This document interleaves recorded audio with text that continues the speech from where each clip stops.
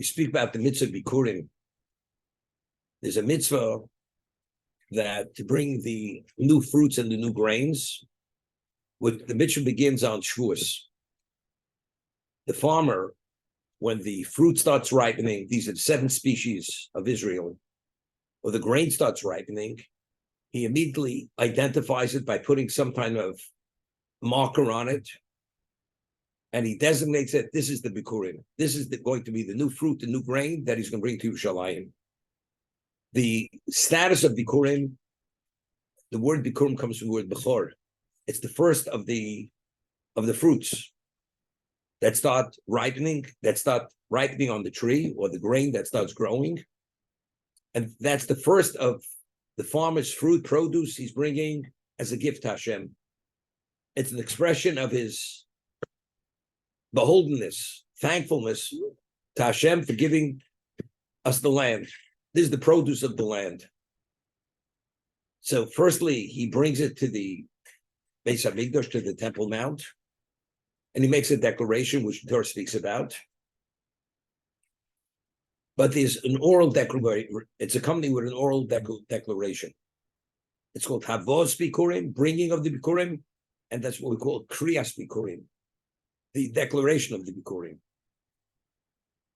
And it's interesting. The Gemara, the Mishnah tells us in Sota, certain things can be said. Most things can be said in any language, as long as you understand what you're saying. But Kriyas Bikurim has to be said in Hebrew. The declaration of thankfulness to God is B'Lashon HaKodesh, said in Hebrew. Now, the halacha is you only make the declaration if the produce and the grain is from your property. What about it's not from your property? Now, what is the status of Bikurim? The status of Bikurim has the same status as Truma. The only person who's permitted to eat Bikurim is only the Kohen. Like Truma is the first tithing of the grain of the produce of Eretz Yisrael, only the Kohen is permitted to eat it. And it has to be eaten in a pure state. And if it comes in contact with contamination, you're not permitted to eat it. Identically, the Bikurim, being the first of the grain, the first of the fruit, has the same status as Truma. And the only person who's permitted to eat it is only the Kohen. And if one is not a Kohen eats it, it has the same liability as a non-Kohen eating Truma or Challah. Challah is the first tithing of the bread. It's called Reishis Arisosechem. The first of your batter, you give to the Kohen. It's also the first of your grain, that's Truma. The farmer, the first of the produce, the grain that ripens, and the first of the batter. All these firsts go to the Kohen.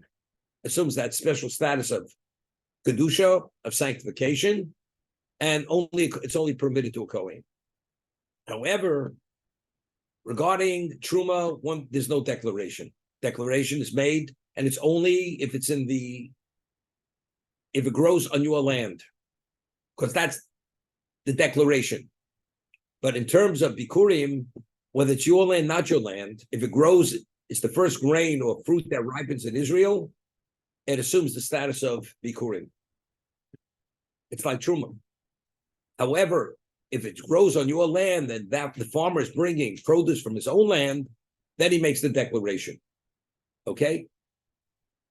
We'd read 2 weeks ago, there's a lav called Hasokas Kavul. Losasi gu reacho. If a person lives in Israel and you move over the boundary line to steal property from your neighbor, there's a specific negative commandment, losasi gu reacho. Don't encroach on the boundary line of your neighbor. So Rashi over there says, although when you encroach on the boundary line of your neighbor, you're stealing, and we have a law of lo sigzol, you're not permitted to steal, but in Eretz Yisrael, there's an additional law of lo sasuk v'ureyacho. You're not permitted to encroach on the boundary of your friend. So the question is, why in Eretz Yisrael is there this specific law? Chutz la'aretz, outside of Eretz Yisrael, if you move over the boundary line, you're in violation of stealing. But the negative commandment of v'ureyacho, you're encroaching on the boundary line of your fellow, you're not in violation of that additional love. The question is why. So on a very simple level, we're able to understand when Eretz Yisrael was divided among the tribes. How was it divided among the tribes? So we had earlier, it was divided through Gorol and Urim V'Tumim. There was a lot drawn, and the Urim V'Tumim, that's the breastplate that's worn by the Kohen. It was Al Pi Ruach HaKodesh. God is the one who openly said that this portion belongs to this Shevet, this tribe, and that to that tribe. And even when the portions of the tribes were divided, each person received what he was supposed to receive. And that's why we have the law of Yovel, that if the land initially was yours, it's like a family heirloom. That was your portion when we came to Eretz Yisrael. You sell it. After the 49th year, it reverts back to the original person who was given that land when the land was divided. Okay? So this Gevul, so the Torah says this location is supposed to be Ruvain's and not Shimon's. It's supposed to be Shevet Ruvain, not Shevet Shimon's. Each location has to be tailor-made or somehow accommodating that particular person. That's the Torah law. That's why the land was divided, and that's why every Yovel, the land returns to that original owner. Everything has to be in place. What's the understanding?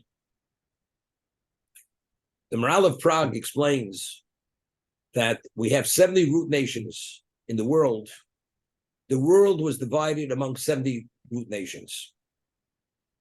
And the way the world was divided, based on the spiritual capacity of the root nations, that location for that nation to develop spiritually or to maintain its spirituality, that's considered its spiritual habitat. It has to be there because it conforms to its spiritual profile. The Egyptians were in Egypt because they were called Chamorim. That's Chomer, material. The Egyptians were the nation that were most devoid of spirituality. Therefore, they're in Mitzrayim. Mitzrayim means the straits, narrow, very limited. The Africans are in Africa because the Africans, for whatever reason, it meets their spiritual profile. They're in Africa. So every one of the root nations is in a location in the world because that's conforms with its spiritual profile.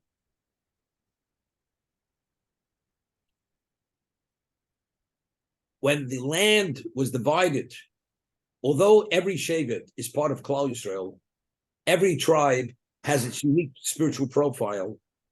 Reuven has its, Judah has theirs, Levi has theirs. Everyone has its unique profile.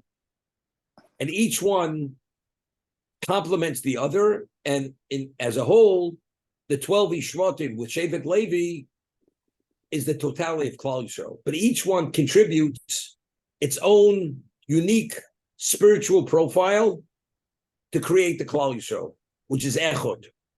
Right? We once mentioned name around. Echod is 13 tribes. 12 received their portion of the land. Levi did not. But in conjunction, we're Echod. We're one tribe. We're one people. Hashem is Echod. We're Echod. But each of us are unique. Each tribe. So each person, each tribe had to have its own location. And each person in that location has to have a specific location.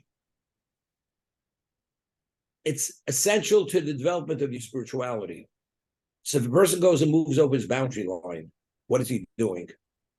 You're encroaching, firstly, on the portion that that you received when we first came into Eretz Yisrael. That portion is essential to your spiritual development. If you encroach on it, you deny that other person the essence of what he is, because he needs that location for spiritual development. Therefore, in addition to stealing, you're encroaching on his boundary line, because that's the portion that's meant to be his that was divided among Klal Yisrael when we went to Eretz Yisrael. Now, you only bring Bikurim with Kriyas Bikurim. If you have produce anywhere in Israel, the first of the fruits is Bikurim. What about the declaration? You thank God, as we'll discuss, for giving us land so we should be able to bring these Bikurim. That declaration is only if it grows on your land. What if you purchase property? You purchase property for 49 years.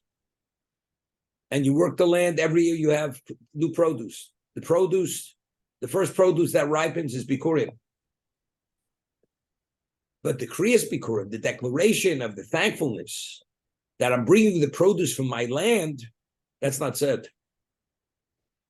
So I was thinking, because part of that thankfulness is, the beholdenness is, because the land that was given us is not only to have material.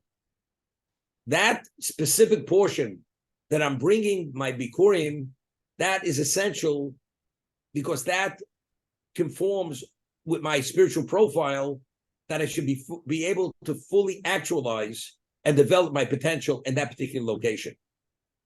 That goes into the Kriyas Bikurim. That's part of being beholding and thanking God openly and prostrating yourself in the Temple Mount when you make this declaration.